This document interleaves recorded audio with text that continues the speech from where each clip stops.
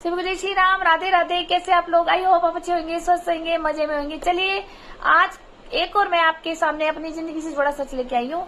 और ये सच सुनने से पहले ये तो जान लीजिए मैं कौन। मैं ईशा बेरी, पत्नी सचिन बेरी और पुत्री स्वर्गीय अशोक कुमार अरोड़ा जी की और पोती स्वर्गीय किशन दास काका जी की सबसे बड़ी पोती। अब ये भी मुझे दादाजी का भी नाम लगाना पड़ता है ना, क्योंकि मेरे घर वालों ने, मेरे अरोड़ा फैमिलीज ने मेरे साथ ऐसी चाल खेली है जो चाल मेरे पापा के साथ बहुत साल पहले खेल चुके थे। दुकान से उतारने के लिए उनको पागल घोषित कर दिया था। क्यों दादी जी? मुझे ना सारी कहानी पता है। और वही खेल इन्होंने मेरे साथ खेला, क्योंकि मकान को हड़पना था और दोनों बेटियों को बेघर करना था। तो ये सब, ये जाल साजिश मायके वाले और ससुराल वाले सब इन्वॉल्वमेंट थे। और आपने कुछ बीच में ये तो सुना ही होगा कि ईशा को एक मानसिक बीमारी हो गई है, वो अपना आपा खो गई है, ये मानसिक असंतुलन हो गया है। और जिसको इन्होंने मानसिक डिसऑर्डर का जो एक पेपर जो डॉक्टर द्वारा बनवाया गया था, तो उसके पेपर के माध्यम से वो लक्षण मिल नहीं रहे थे इनको। फिर इन्होंने दूसरी साजिश खेली कि मुझे सिजोफ्रेनिया बीमारी हो गई है। जी हाँ, सिजोफ्रेनिया बीमारी भी एक ब्रेन में जो हमारे सेल्स बनते हैं, हमारे हर तरह के सेल्स बनते हैं ना, खुशी के, दुख के, इमोशनल के, सारे हमारे सेल्स माइंड में बनते हैं। तो वो जो उसके सेल्स डिसबैलेंस हो जाते हैं, तो उसके कारण कहीं ना कहीं किसी को अपने अपने तरीके से एक मानसिक डिसऑर्डर हो जाता है। ये ज्यादा जानकारी आपको डॉक्टर दे सकते हैं जो सिजोफ्रेनिया के बारे में जानकारी रखते हैं। अब ये सिजोफ्रेनिया बीमारी मुझे तो अब पता चली कि ये मेरे बारे में ये इतना प्रूफ कर चुके हैं कोर्ट में भी, पुलिस वालों को भी। और अब मुझे समझ आया है कि जब मेरे साथ ये जो अत्याचार होता था, जो ये दीप तिवारी, राजकुमार और अन्य सामाजिक लोग और जो नींबू घेर के लोग थे, जो मेरे को परेशान करते थे, मुझे पत्थर फेंकते थे, मुझे गाली देते थे। और जब मैं इनकी कंप्लेंट करने चौकियों में, पुलिस में जाती थी, तो पुलिस के पास हर एक थाने में ये एक पेपर जरूर होता था कि हमारी बहू डिस्टर्ब हो गई है, हमारी बेटी डिस्टर्ब हो गई है। मायके वालों से भी इन्होंने जानकारी ले ली थी। और उसमें ये मेरे को नहीं पता था कि वहां पे, मुझे ये पता था कि पुलिस मेरे हक में नहीं लिख रही है और ना मेरी एफआईआर सुन रही है। तो वो मेरे को एक तरह से पागल की तरह नजर से देखते थे और मेरे साथ अभद्र व्यवहार करते थे। तो मैं देखने में उनको लगती नहीं थी कि मैं उस बीमारी से जूझ रही हूँ। और लेकिन जिस तरह से मेरा बोलचाल था, जिस तरह से मुझे परेशान करते थे, तो इन्होंने देखा, पुलिस ने, कि कुछ तो डाउट है। तो उन्होंने मुझे फिर भी थाने से भगा देते थे। उनको ये लगता था बार बार आ जाती है। और मेरे साथ जो अत्याचार होता था नींबू घेर में भी, और तो और जो गंगा बिहार के आतंकी लोगों के नाम जो मैंने बताए हुए आपके बीच में, और भी बताए जाएंगे, अभी टॉपिक से रिलेटेड ही बताए जाएंगे। अभी तो ये तिवारी जी का, दीप तिवारी जी का परिवार और ये जो राजकुमार जी का परिवार है, जिसमें इन्होंने मेरे बारे में ये तक बोला है, पुलिस में जहां बोला है, तो इन्होंने बताया है कि इसको सिजोफ्रेनिया बीमारी हो गई है और इसको एड्स भी है और इसका ट्रीटमेंट चल रहा है। और इन्होंने एड्स का भी पेपर मेरे आधार कार्ड से और वो ट्रीटमेंट के पेपर पर बना रखा था, उस पर ट्रीटमेंट था। वो सब इनके पास थे, मेरे पास कुछ नहीं था। क्योंकि मैं एम्स बाद में गई हूँ, क्योंकि पहले जब मेरे को दिक्कत हुई, क्या दिक्कत हुई ये मैं आपको बताऊंगी। और ये सिजोफ्रेनिया बीमारी मुझे फिलहाल ही पता चली है, जिस तरह से इन्होंने एविडेंस बनाए थे फर्जी, मुझे बदनाम कराने के लिए कि मुझे एक तो एड्स हो गया है, दूसरा सिजोफ्रेनिया बीमारी हो गई है। अब सिजोफ्रेनिया बीमारी हो गई तो उसे अपना एड्स याद नहीं आ रहा है। ये सब इन्होंने मुझे बदनाम कराने के लिए, और क्योंकि एड्स है तो फिर ये धंधा करती है, ये प्रोस्टिट्यूटर है। तो इस तरह से इन्होंने पूरी, ये सोचो कि कोई लिमिट नहीं छोड़ी है हमें बदनाम करने के लिए इन लोगों ने, जिसके कारण ना तो पुलिस ने मेरे पक्ष में कुछ बोला, ना एफआईआर दर्ज करी। जब ये मुझे टॉर्चर करते थे, दीप तिवारी की पूरी फैमिली, राजकुमार की पूरी फैमिली, और कैसे टॉर्चर करते थे। आप लोगों के बीच में मैंने डाला ही हुआ है कि एक तो फिजिकली स्ट्रक्चर के लिए कि तेरी ब्रेस्ट नहीं है, तेरे छोटे छोटे नींबू है, आगे से नहीं है, पीछे से नहीं है, बोनी है, गैठी है, बाल नहीं है, गंजी हो जाए। भैया जो बीमारी मुझे हुई है ना, वो मैं ईश्वर से सावन में कहती हूँ आप सबको हो जाए, जिसने मेरा मजाक बनाया है। तब पता लगेगा कि इस बीमारी में क्या क्या होता है और वो कौन सी बीमारी से मैं जूझ रही हूँ। मैं आपको सबूत के साथ दूंगी। ये तो मेरे को ये अभी पता चला है कि मुझे सिजोफ्रेनिया बीमारी भी थी। फिर एक दो ये इन्होंने पेपर बनाए कि इसको मिर्गी के दौरे उड़ते हैं, ठीक है। इस तरह से इन्होंने पेपर बना के रख लिए थे डॉक्टर के द्वारा। और डॉक्टर ने कैसे बनाए, क्योंकि जब मेरी परिवार के साथ पूरा पुलिस विभाग मिला हुआ है, पूरा नेता विभाग मिला हुआ है, तो आप कैसे कह देंगे जब आपके साथ पार्षद, नेता और हमारा तीसरा साधु ग्रुप गुंडाराज आश्रम के बाबा लोग, ये सब इन्वॉल्वमेंट है कहीं ना कहीं, जिससे जो काम निकलता है वहां फोन कर करके ये बनवा लेते थे अपनी पावर और सत्ता दिखा करके। इनके पास वो चीजें थी, पर इन्होंने ये पेपर क्यों बनाए। दूसरा एक तो ये कि दीप तिवारी और इनको की कोर्ट से ये छुट्टी मिल जाए, इनको मतलब मुक्ति मिल जाए और मैं दोषी करार पाई जाऊं।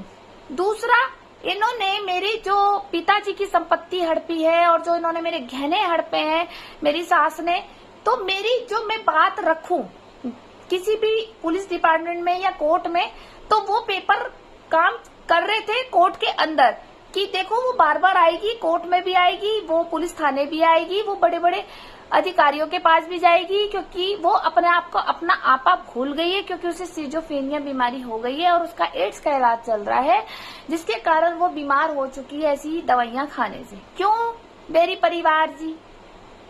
और जिसमें ये गवाह बनाए हुए थे ये दीप तिवारी का परिवार और ये सब, और जो जितने भी मेरे सारे किराएदार है सबकी फोटो डाली जाएगी। पूरे जितने मेरे पास 10 साल से किराएदार आए थे सारे किराएदार वो इनके थे। उस किराएदार का सारा टोटल किराया मकान का जितना जिसका रेंट बनता था वो इन्हीं के परिवार के द्वारा मिलता था, बेरी परिवार के द्वारा। बेरी परिवार ने ही हमारे घर में जान के ये रखवाते थे किराएदार, और वो ही क्योंकि वो गवाह थे वो फ्री में रह रहे थे। अब वो फ्री में रह रहे थे तो वो इनके कहने पे ही बोलेंगे ना। उन्होंने ये गवाह रखे थे, उन्होंने कहा देखो ये इनके यहाँ रेंट पे 2 महीने से रह रहा है, कोई 1 साल से रह रहा है, कोई 3 साल से रह रहा है, आप पता कर लो कि ये कैसी है, जरा बताना कैसी है बताना। तो ये हमारे किराएदारों ने भी गवाहियां दी है। बराबर में जो बिहारी लोग रहते हैं ना, बिहार की जो पूजा की मम्मी वगैरह, इन लोगों ने भी पुलिस को ये गवाही दी थी। और तो और 2-4 भी गंगा बिहार के लोग हैं जिन्होंने ये गवाही दी थी कि हाँ ये डिस्टर्ब हो चुकी है। अब उन्होंने भी गवाही, कुछ पैसे में बिक गए, कुछ शराब में बिक गए, ठीक है। और जो हमारी सास वेश्या का काम करती है, जितनी भी बर्तन मांजने वाली औरतें हैं, उनको भी इन्होंने 500 रुपए में खरीदा और बोला कि जाओ। जैसे मेरी तबीयत खराब हो गई थी, जो वो काम वालियां मैंने लगाई थी बदल बदल के, तो उनको भी इन्होंने 3-3 महीने तक रखा और बदल बदल के उनके एविडेंस बनाई, उनकी गवाहियां दिलवाई। मुझे सब पता लग गया है, जितनी भी मेरे पास काम वालियां आती थी, कि हाँ हम भाभी जी के घर में जाते हैं, भाभी जी बहुत बीमार है, मानसिक संतुलन खराब है। इस तरह से इन्होंने, जैसे एक नेता वोट खरीदने के लिए पहले जमाने में पैसे दे करके अपना वोट ले लेता था, तो इस तरह से इन्होंने सबका काम करा और मेरे खिलाफ साजिश षड्यंत्र के तहत इन्होंने हर जगह ये गवाहियां दिलवाई है। यहाँ तक कि मेरे मायके में, मेरे रिश्तेदारों में, मेरे फ्रेंड सर्कल में, पुलिस विभाग में और वकील डिपार्टमेंट में और नेता डिपार्टमेंट में। जब एक झूठ को 1000 लोग बोल रहे हैं और बिना सच जाने, तो सामने वाला तो बेवकूफ बन ही जाता है। तब तक मुझे पता नहीं था, लेकिन दीप तिवारी की पूरी फैमिली और राजकुमार की फैमिली ने इतना मानसिक टॉर्चर मुझे दिया कि मैं इतनी बीमार हो गई कि कोरोना से पहले मुझे वो सिम्टम्स शुरू हो गए थे, जिसमें कि मुझे वो पता ही नहीं था मुझे हो क्या रहा है। जैसे ऑक्सीजन का ना बनना, लंग्स में दर्द होना, कभी किडनी में दर्द होना, कभी यूट्रस में दर्द होना, कभी 6-6 महीने तक अनलिमिटेड ब्लीडिंग का होना, और कभी आंतों में दर्द होना, 1-1 हफ्ते तक खाना ना खाना, कभी फूड नली जो होती है हमारी, कभी उसमें सूजन हो जाना, कभी गले में दर्द होना, कभी नाक की जो ये बोन्स होती है ना, इसमें दर्द होना। अनलिमिटेड मुझे दर्द रहता था और मेरे को आए दिन ये सोचो 103 पे ही बुखार मेरा नीचे उतरता नहीं था। मैं इतनी बीमार हो गई थी, मैं कभी जानती भी नहीं थी कि कोई ऋषिकेश में एम्स हॉस्पिटल भी है। और जब जब मुझे ये से ये पेन उठता था बॉडी के अंदर, तो दर्द ऐसा होता था कि मेरा घर में किसी भी दवाई से, मैंने निमोसलाइट ले खाई, कॉम्बिफ्लेम खाई, ब्रूफेन खाई, मैंने क्या नहीं खाई अपने आप को दर्द बंद करने के लिए, लेकिन मेरे पास कोई चारा नहीं था। मैं एक एक दिन में 4-5 टेबलेट ये खा लेती थी, लेकिन मुझे समझ नहीं आता था दर्द क्या था और बार बार एडमिट होती थी, कभी बंगाली हॉस्पिटल, कभी कहीं और हॉस्पिटल, कहीं और हॉस्पिटल। वो मैं ड्रिप चढ़ती थी और 6-7 इंजेक्शन लगते थे और वो इंजेक्शन भी मेरे स्टेरॉइड लगते थे, तब दर्द बंद हो जाता था, समझ नहीं आई। उसके बाद आ गया कोरोना आ गया तो मेरी सांस और फूलने लगी और ऐसा होता था कि बस कि मेरे को ऑक्सीजन कोई चढ़ा दे। इस कारण मेरे पति और मैं बहुत ज्यादा इधर उधर भागे।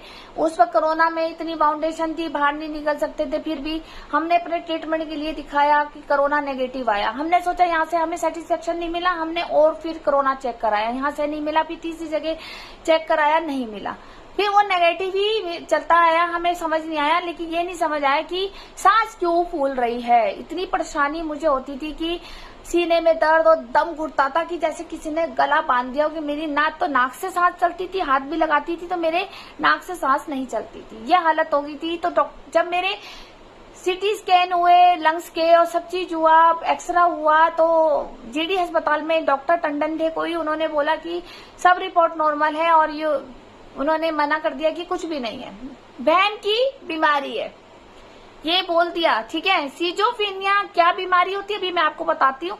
बहन की बीमारी है, तो फिर मैंने कहा शायद हो सकता है मुझे टीबी हो गया हो, तो मेरे फिर टीबी विभाग में दिखाया, वहीं जीडी अस्पताल के पास जो टीबी विभाग है, वो टीबी विभाग में भी वो भी रिपोर्ट मेरी सारी की सारी नॉर्मल आई है कि टीबी भी नहीं है इसको। उसके बाद मेरे को सीजोफ्रेनिया बीमारी है, तो अब पता चली। तो सीजोफ्रेनिया बीमारी कैसी होती है, जो एक भ्रम की बीमारी होती है, जो बताता कुछ है होता कुछ है और अकेला रहना पसंद करता है। ये यंग एज में होता है और स्ट्रेस के कारण होता है, अकेला रहना पसंद करता है और भ्रमित रहता है, उसे डर लगता है कि मुझे लोग मारेंगे, मेरी चुगलियां करते हैं, लोग मुझे देखते हैं, मेरे पीछे कुछ कुत्ते पड़ गए हैं, इस तरह से। क्यों? क्योंकि इन्होंने कुत्ते से भी मुझे कटवाया था, रोड व्हीलर कुत्ते से, जो मेरा ये पूरा टांका हाथ में, इसमें मेरे पूरा निशान है, मैं इसलिए पूरी बाजू के कपड़े पहनती हूँ। तो इन्होंने मेरे को रोड व्हीलर कुत्ते ने काट लिया था और वो मेरे पे ही हमला करवाया गया था। फिर उसके बाद गंगा विहार में बहुत सारे कुत्ते रख दिए थे जो एक लक्कड़ बागा जैसी मिक्सअप ब्रीड से बने हुए थे। तो ये सब मैंने यूट्यूब पे खुलासा किया हुआ है, आप मेरी सारी वीडियो में देख सकते हैं कि इन्होंने कौन कौन सी ब्रीड के कुत्ते रखवाए थे मेरे पे हमला करने के लिए। अब यही शिकायत जब मैं थाने में गई हूँ कहने की मेरे ऊपर ये सब हमला हो रहा है, तो उनको पुलिस वालों को पहले से पता था इसे सीजोफ्रेनिया बीमारी है और ये भ्रमित करती है और ये झूठ बोलती है, इससे सब कुछ नहीं होता है ना। ये इसीलिए एफआईआर दर्ज नहीं लेते थे।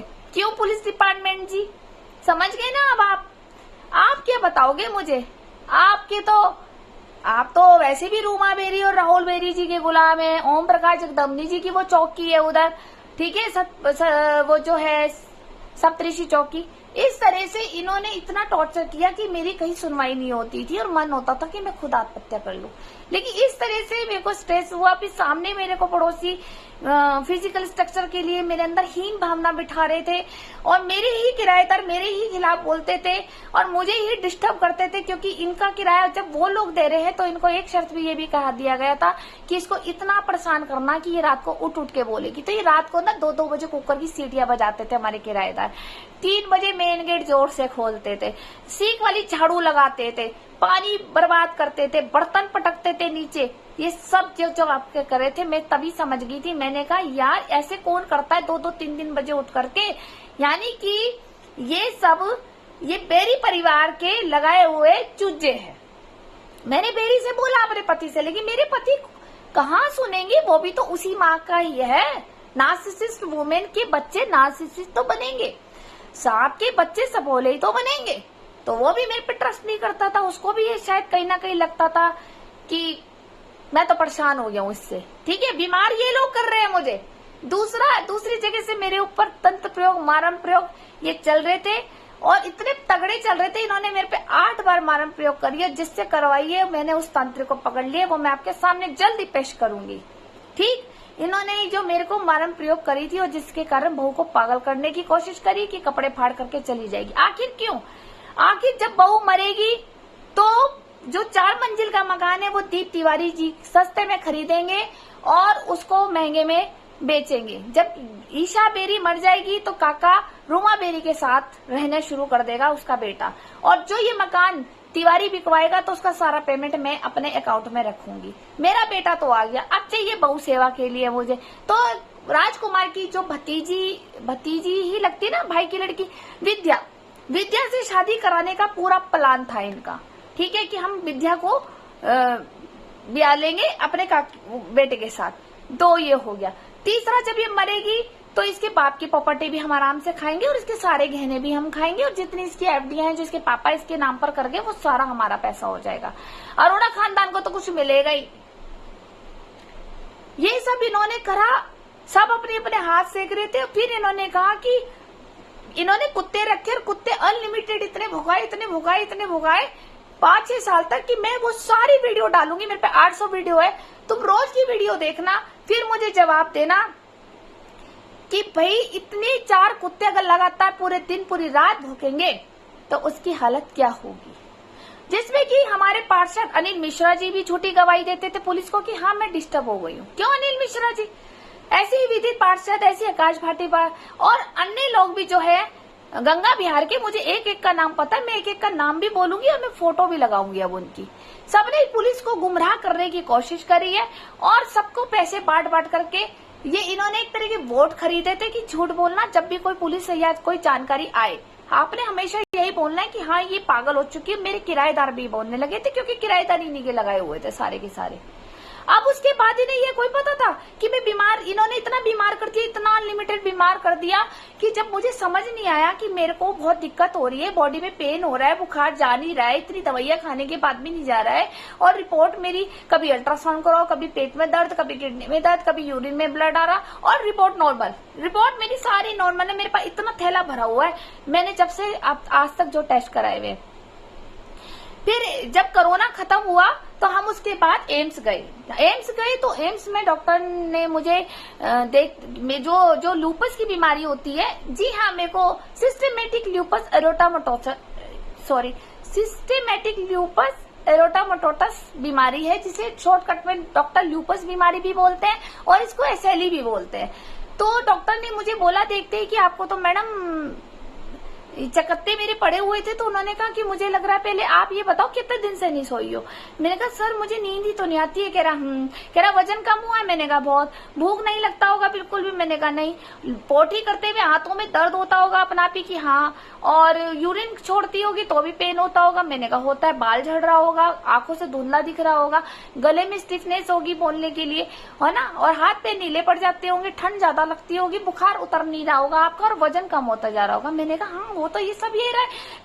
मैंने जो जितने डायग्नोस पुराने कराए दिखाए थे, मैंने कहा ये सर मैं इस हॉस्पिटल से आई हूँ और ये सब मैंने हुआ। उन्होंने कहा हम इसको नहीं मानेंगे क्योंकि आपको ना एसएलई है। मैंने देखते बताती आपको एसएलई है, और लेकिन और पक्का आपका इलाज में ठीक से कर सकूं तो आपको एसएलई का टेस्ट कराने पड़ेंगे, तब मैं बताऊंगा कि है या नहीं है, क्योंकि एसएलई को बहुत बारीक से जांच करना पड़ता है। मैडम ये नहीं है कि आपने ब्लड सैंपल दे दिया तो एसएलई निकल के आ जाएगा। एसएलई को खोजने के लिए, उसके डायग्नोस करने के लिए हम डॉक्टर की पूरी टीम को पूरा जांच करना पड़ता है, क्योंकि इसमें सारे ऑर्गन्स चेक करना पड़ता है। क्या आप रेडी हो? मतलब थोड़ा पैसा भी लगा सकती हो क्योंकि लाल पैथोलॉजी से भी आपके सारे टेस्ट होंगे बाहर से। मैंने कहा ठीक है मैं रेडी हूँ।